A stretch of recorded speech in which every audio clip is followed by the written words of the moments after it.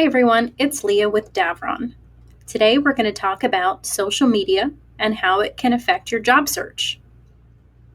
You want to clean up your social media before any new job search. Potential employers might be researching you online, and a survey actually shows that at least 70% of employers conduct social media research in their screening process. Some surveys even say up to 90%. So you don't want to appear as though you have personal drama or unprofessional behavior that might cause red flags for potential employers. So the first thing you want to do is do yourself a favor and research yourself online. Google your name and see what comes up in search results. You want to preview how your profile appears to public viewers, and if you have a personal website, does it show up in those search results? Is the content accurate and up to date? Is it relevant?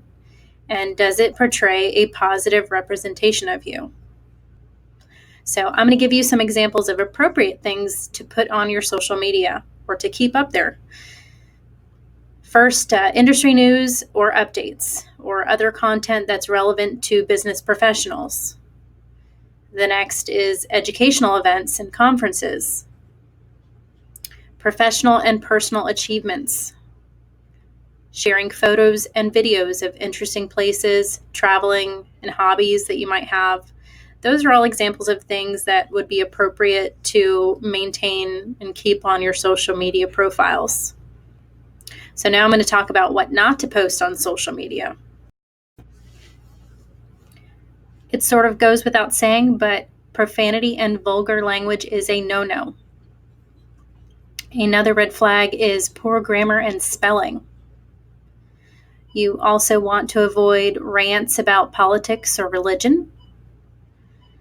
Also, don't share photos or memes with explicit content. By this, I mean perverted jokes, partying, use of drugs and other illicit substances. You don't want that publicly viewable on your social profiles. Another thing you don't want to do is complain about your present or past employment.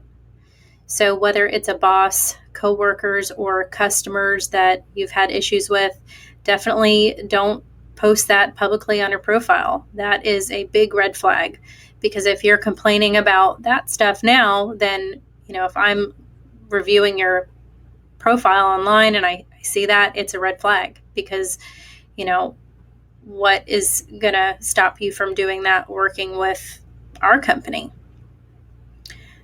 Another thing you don't want to post on social media are personal issues. You want to save that. It's just not the right, place to be putting that information for public view.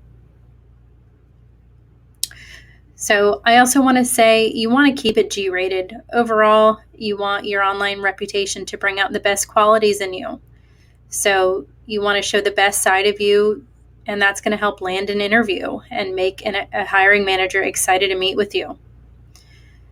You have to remember that you have control of your online reputation, and you can choose what content you share with the world.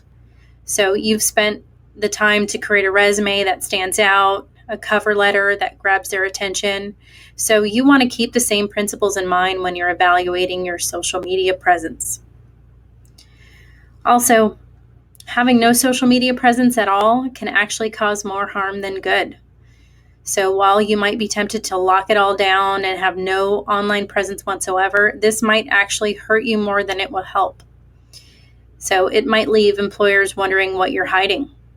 At the very least, you want to have a professional profile on LinkedIn with your resume, and that's a great way to build your online reputation.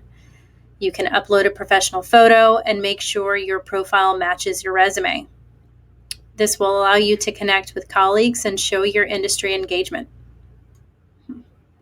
So with this simple social media audit, we hope that you are able to land more interviews and get hired faster.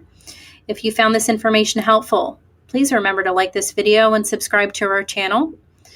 Also, if there's any specific topics or questions you'd like us to cover, leave us a comment below.